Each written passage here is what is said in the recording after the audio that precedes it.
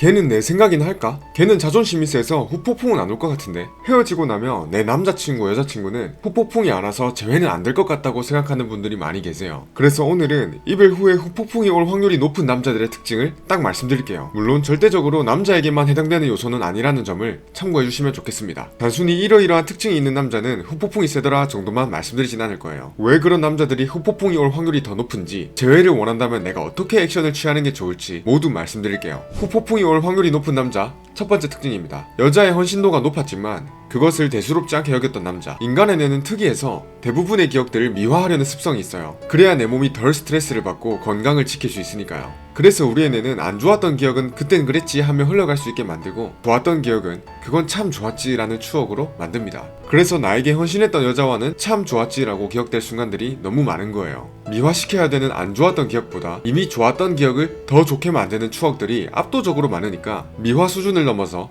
그때의 감정이나 순간들을 그리워하게 돼요. 때문에 일반적인 경우보다 후폭풍이 올 확률이 높다고 말씀드리는 겁니다. 특히나 여자친구가 베풀었던 호의들을 당연하게 여기고 아무렇지 않게 받아들인 사람이라면 장담컨대 99%의 확률로 후폭풍은 강하게 옵니다. 근데 주의하셔야 되는 게 헌신과 집착은 구분할 수 있어야 된다는 거예요. 본인들이 남자에게 헌신했다가 헌신짝이 돼버렸다는 식으로 얘기하는 분들이 적지 않습니다. 근데 구체적인 사연을 들어보면 실상은 집착인데 이를 헌신이라는 포장지로 씌워서 연애를 했던 사람들이 많아요. 제가 말씀드리는 헌신적인 여자는 남자 입장에서 다른 거 다 제쳐두고 나한테 하는 것만 봤을 때 이런 여자랑은 결혼해도 되겠다 라는 생각이 들 만큼 배려심이 있고 지혜롭게 나를 언제든 서포트해주려고 했던 여자를 말해요. 반면에 너무 나만 바라보고 나한테 모든 걸 쏟아부으려고 하고 거기서 끝이 아니라 그게 여자 본인이 원하는 방향대로 흘러가지 않거나 남자에게 기대만큼의 반응이 없다면 쉽게 토라지고 남자를 구속하려 하고 이러면 이건 헌신이 아니라 집착에 가까운 거죠. 쉽게 생각해서 상대가 압박이나 불편함을 느낀다면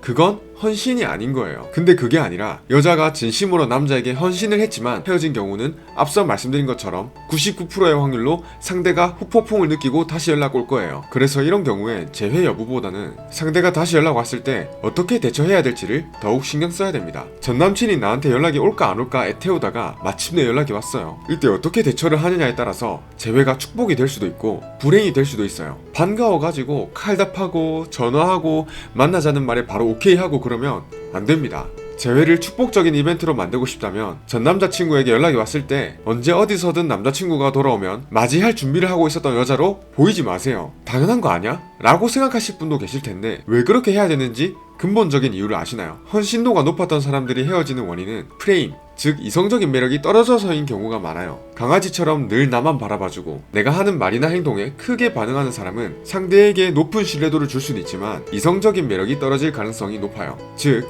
매력을 잃어서 헤어진 사람인데 그 사람이 다시 찾아오니까 버림받았던 그 자리에 앉아 기다리고 있던 강아지 마냥 두 팔 벌려 반기면 그게 과연 상대방에게 매력적으로 느껴질까요? 전혀 아니죠. 물론 그 순간에는 제외가 됩니다. 근데 그러한 스탠스로 다시 연애를 한다면 이전과 똑같은 결말을 보게 될 거예요. 그럼 똑같은 불행을 맞이하게 될 거고, 그렇게 두 번째, 세 번째 헤어질 때는 남자는 덜 힘들어하게 되고 재회 가능성은 갈수록 낮아지게 되는 거죠. 때문에 나의 헌신과 배려를 당연시 여기고 헤어진 사람이 다시 나에게 찾아온다면 다시 만날 가능성은 은근히 제시해주되 결코 두 팔 벌려 맞이하는 스탠스를 취하진 않으셨으면 좋겠어요. 다음으로 후폭풍이 올 확률이 높은 남자 특징 두 번째를 말씀드릴게요. 이성을 만나기 어려운 환경에 있는 사람. 진화심리학적으로 우리 몸속의 DNA는 이성을 만나야 된다는 명령을 내려요. 이걸 집단 무의식이라고도 하는데 동성애자라는 특이 케이스가 아닌 이상 남자는 여자를, 여자는 남자를 원하게 돼 있어요. 근데 이런 욕구는 특히 남자에게서 더 강하게 나타나요. 그 이유는 남성 호르몬인 테스토스테론이 성적인 욕구와 이성에 대한 갈망을 더 불러일으키기 때문입니다.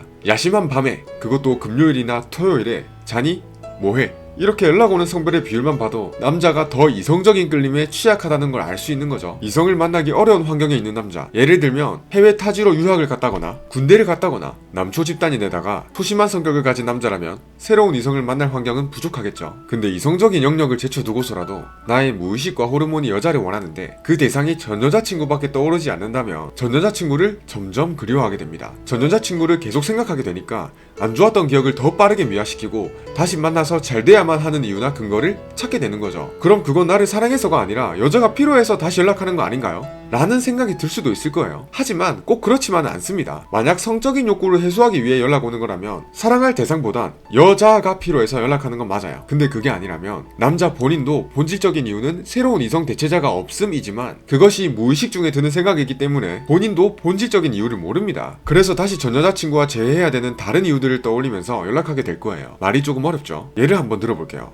전 여친이 생각나는 본질적인 이유는 새로운 이성 대체자가 없는 것이지만 그건 내 무의식 깊숙이 박혀있는 영역이기 때문에 그래도 전 여친은 나를 진심으로 사랑한 것 같은데 사실은 내가 더 잘못해서 헤어진 것 같아. 이렇게 다시 만나야 되는 이유들을 떠올리면서 전 여자친구에게 접근하게 된다는 거죠. 그래서 전 남친이 이성을 만나기 쉽지 않은 환경에서 헤어졌다면 상당히 높은 확률로 다시 연락이 올 거예요. 그래서 연락 오는 목적이 단순히 성적인 욕구를 풀고 싶은 것인지 아닌지만 판단해봐도 행복한 재회를 할 수 있을 거예요. 다음으로 후폭풍이 올 확률이 높은 남자 특징 세 번째를 말씀드릴게요. 자존심이 몹시 셌던 사람. 자존심이 센 남자의 특징은 프레임 싸움에서 절대 지지 않으려고 해요. 그래서 실제로는 내가 프레임이 높은 사람처럼 생각하고 행동할 수 있는 깜냥은 아니지만 겉으로는 프레임이 높은 사람이 할 법한 말과 행동을 하는 거죠. 물론 남자가 이렇게 프레임이 높아 보이려는 행동을 하는 것 자체가 여자로 하여금 마음을 안달나게 만드는 요소이긴 합니다. 하지만 반대의 입장도 별반 다를 거 없다는 걸 아셔야 돼요. 남자는 자존심 때문에 프레임이 높은 척을 한 거예요. 스스로 솔직하지 못한 거죠. 그렇다면 상당히 높은 확률로 후폭풍이 오게 돼 있습니다. 예를 들어서 말다툼을 하다가 여자친구가 남자친구한테 너의 이러이러한 모습들이 힘들어서 이제 못 만나겠다, 헤어지자 라고 말했어요. 이때 자존심이 센 남자라면 바로 붙잡는 게 아니라 안 그래도 나도 그런 말을 하려 했다 라는 스탠스를 취하면서 떠날 거예요. 여자는 남자의 이해와 공감, 애정을 바라면서 힘들다는 얘기를 했는데 남자 입장에선 자존심이 팍 상하니까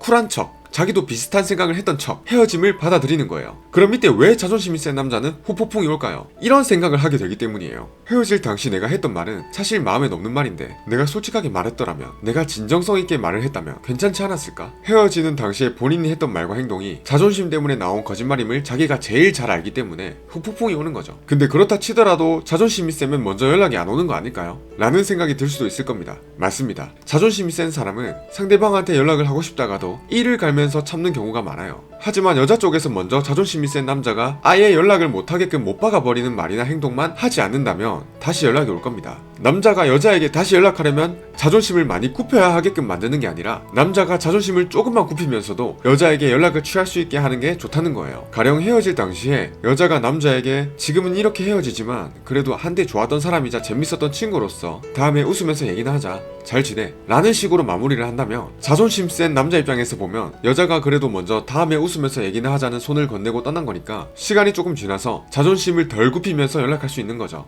헤어지고 상대방에게 감정이 남아있는 분들이 자주 하는 실수가 불필요하게 상대방의 가치를 높이 평가한다는 거예요. 그래서 나만 힘들어하고 상대는 별로 안 힘들어할까봐 그것 때문에 또 스트레스를 받는 분도 많습니다. 하지만 후폭풍이 안 오는 사람은 드물어요. 심지어 서로 수십 번을 물고 뜯고 싸운 커플도 후폭풍이 오는 경우가 허다합니다. 여러분 주변만 봐도 선폭풍이든 후폭풍이든 헤어지고 힘들어하는 친구들을 여럿 봤을 거예요. 근데 왜 나는 나의 전 애인이 헤어지고 별로 안 힘들어할 것 같다는 생각이 들까요? 내 남자친구, 여자친구의 프레임이 나보다 높다고 인식했기 때문입니다. 아까 말씀드린 것처럼 불필요하게 상대방의 가치를 높이 평가한다는 거죠. 상대방은 후회하지 않을 것 같다고, 새로운 사람 금방 만날 수도 있을 것 같다는 생각이 드니까 마음이 조급해지고 불안해지게 됩니다. 그런 불안함을 가지고 먼저 연락해서 매달리는 스탠스를 취한다면 재회가 될 것도 안 됩니다. 때문에 제가 오늘 말씀드린 상황이나 특징을 가진 남자와 헤어졌다면 웬만하면 가만히 기다리는 쪽을 택하세요. 그리고 연락이 올까 말까 오매불만 기다리기보단 연락이 온다면 어떻게 재회를 해야 동일한 문제로 싸우고 헤어지지 않고 행복한 연애를 할 수 있을까를 생각해 보셨으면 좋겠습니다.